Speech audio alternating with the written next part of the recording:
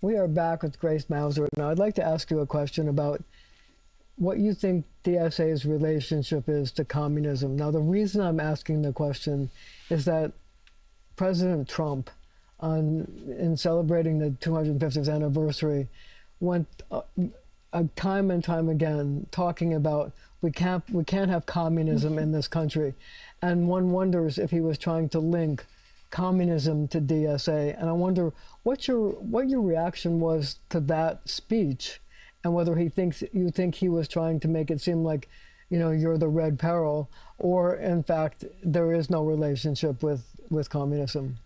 I think he was trying to link that. It's funny, it feels like the goalposts keep moving, right? A couple years ago, socialism was the scare word, but now that more Americans are interested in socialism and interested in the ideas of socialism, now they have to say communism, because socialism isn't scary enough anymore. So were you offended when the president said that? Not really. I mean, we are not officially a communist organization. We have many ideologies in our membership, but our elected officials are certainly not communists. We believe that we need to engage in the democratic process. That's why we're the democratic socialists. And we want to convince Americans that things like universal health care, affordable childcare, affordable housing are things that the government can do, that we can demand of the government, and that we should do that. And we want to convince people at the ballot box and in their workplaces. So if you could talk directly to the president, or you had a rebuttal to the president after he gave his speech, interesting, what would you have said? What would I have said to President Trump? I think I would have asked him if he believed that healthcare is a human right, that all Americans should have healthcare, if he believed that housing was too expensive for the average American, if he believed that childcare was too expensive. And if he said yes to any of those questions, I might say he's a bit of a socialist himself. And Trump, a socialist? Come now. I mean, I don't think he would like that, but that's the truth. What makes him a socialist? Everybody would say he's a total capitalist. I'm not gonna pretend to know. No, I'm not. I'm not gonna pretend to know what goes on in Trump's head. But the core of my point there is that a lot of Americans want the government to intervene in the economy in a way that evens the playing field, that makes it more fair for working class Americans. And that is at the core of socialist ideas, that the government can and should be working for the people more than it is, and that it shouldn't be driven by billionaire capitalists. Now, Trump is a multimillionaire capitalist, so he may not ultimately agree with this, but I think many, many Americans, including Republicans, would. So let me ask you this. What do you think is the biggest misconception about DSA? Right now, you're seeing a lot of Democratic leadership, in particular, talk about how DSA is interested in destroying the Democratic Party, talking about us as a hostile invading force. But well, are you interested in destroying the Democratic Party? No. Are you a hostile invading force? No, we are not. We are, I think one thing that makes DSA a distinct group on the left wing of American politics is that we are very serious about governing. And we know that that means working in coalition, and we know it means compromise. I think you see this in how Zohran Mamdani is governing, and you've also seen it in how AOC governs and how our socialists in Albany govern. We don't only work with other socialists. We wouldn't get anything done that way. We seek allies, we seek compromises so that we can actually make things pass, because implementing policy is the only way to improve people's lives and to also make the case for your own political vision. So let's talk about some of the leaders of the Democratic Party that who happen to come from New York, as a matter of fact. Chuck Schumer, minority leader in the Senate. Do you think he's doing a good job in terms of governing the country and steering the Democratic conference in the Senate? No. Why not? I have a lot of respect for his legacy, but under his leadership and under Hakeem Jeffries' leadership, I think the Democrats have not been fighting hard enough against Trump. And I know they'll say their hands are tied. I know they're in the minority. I'm aware of these things. But Because, well, what could they do differently? Well, one thing that I mentioned earlier was that DSA is focused on building power outside of the halls of power, right? We want to empower people in their workplace, in their communities. And I think establishment Democrats have become so used to working within the halls of Congress that they forget that mobilizing people outside of Congress can help change the constraints they face. Big movements, big protests in the street, big efforts to unionize across the country, waves of enthusiasm like what you saw that put Zoran into office, changes things for those in Congress, even if it's not an election about Congress. And I think they have forgotten that because they've spent perhaps too much time in Congress. So basically what you're saying is that they're too much a part of the power structure, and they need to step outside the power structure?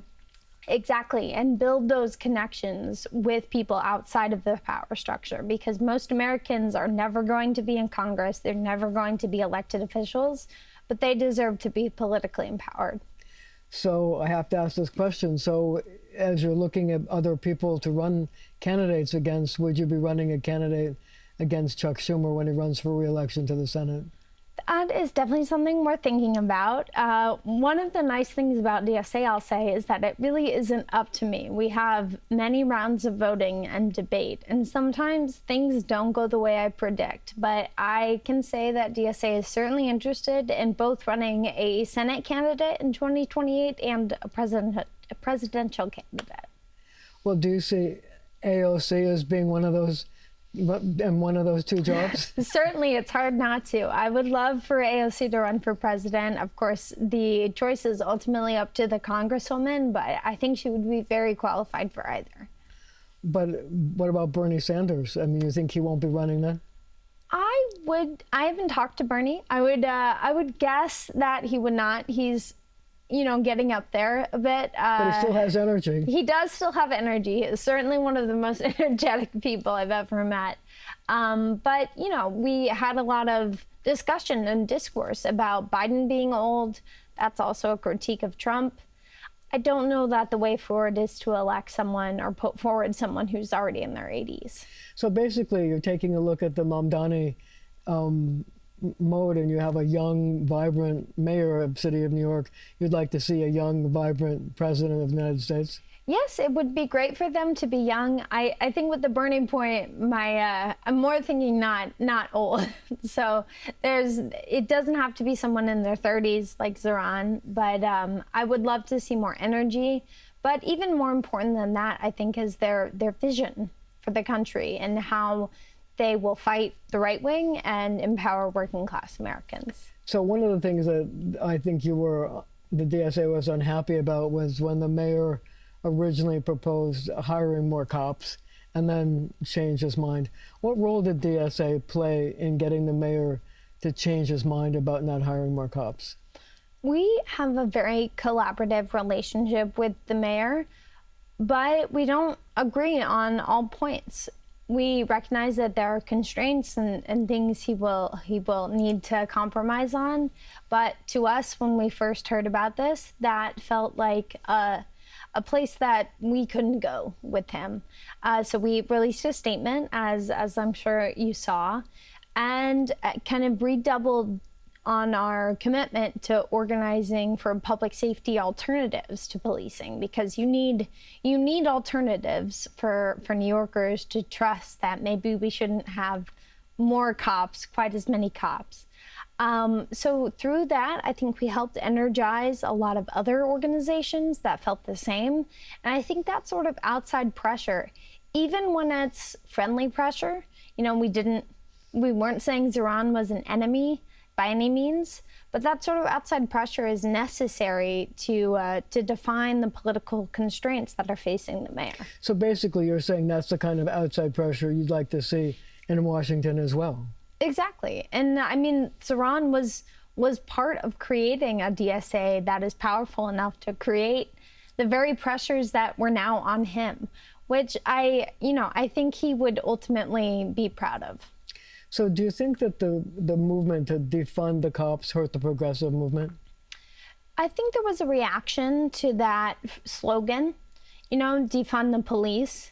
But ultimately, I do believe that many Americans, especially over time, will come to realize that the radical position is not, defund or get rid of prisons. The radical position is that believing that America should have the most people in prison of any country in modern history, which is what we have now. I don't think most Americans, when they think about it like that, actually support that. And so DSA is trying to build alternatives to that so that it's not alienating to people, but that over time we are actually reducing our policing practices generally, but also reducing our prison population. I think that the concern people have is twofold. One, personal safety in their communities, but also given the fact that there's so much terrorism in the world, people are worried that New York is the #1 terror target in the nation, in the world, and that they need to be protected from that as well. Yeah, and we certainly don't want to invalidate anyone's fears. Those come from a real place.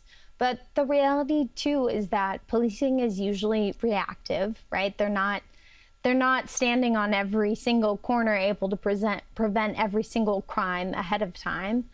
And that terrorism also can be systemic, right? Terrorism is often born of U.S. interventionist wars abroad. So looking at it from a systems perspective, I think ultimately makes us safer.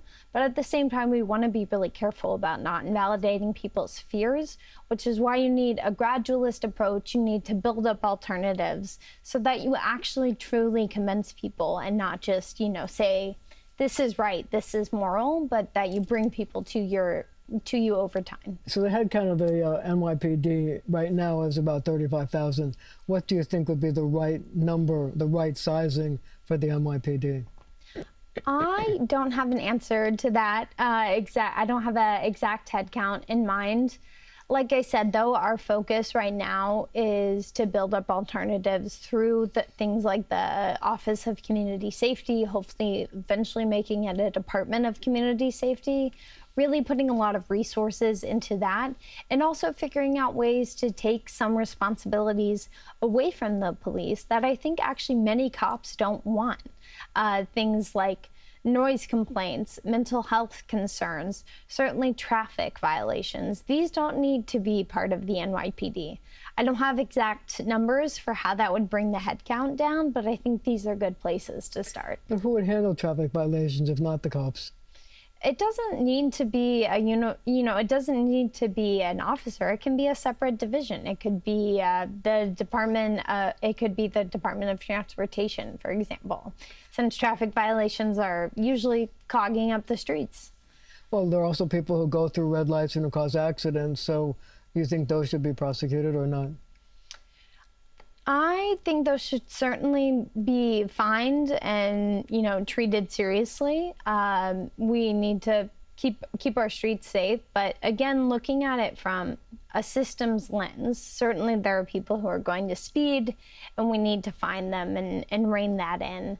But we can make our streets safer holistically by doing things like adding more bus lanes, adding more greenery, making street corners more visible so that people can see pedestrians more clearly, even closing some streets and making them pedestrian only in, high areas where there's a lot of commercial activity.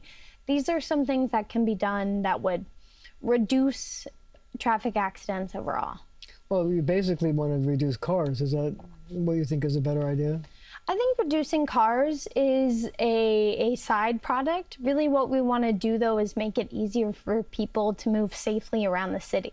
So some people need their cars, certainly, if you live in an outer borough that's not serviced by trains or buses as well. But we want to be able to have you use your car safely.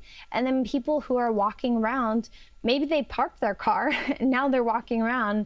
We need them to be safe as well. So last question, is there any issue that you could see where you would be agreeing with conservatives? I think there are some conservatives who are interested in our economic populism. I believe there is a bill put in the Senate right now, put forward by a Republican, it may be in the House, that would help reduce credit card debt. There are some ideas around economic populism where I think there actually is alignment. What I worry about, though, is that a lot of the right wing seems to believe that the way to economic prosperity is to cut people out, cut out immigrants, repress women, cut out other types of minorities, and then a very small sliver of Americans can succeed. Of course, DSA, and I would say many Democrats more broadly, believe in a more inclusive vision. And I hope more of Democrats come to embrace the economic populism idea, but an inclusive economic populism that doesn't cut anyone out. Grace Mausser, thank you so much for joining me. And thank you at home for joining us as well.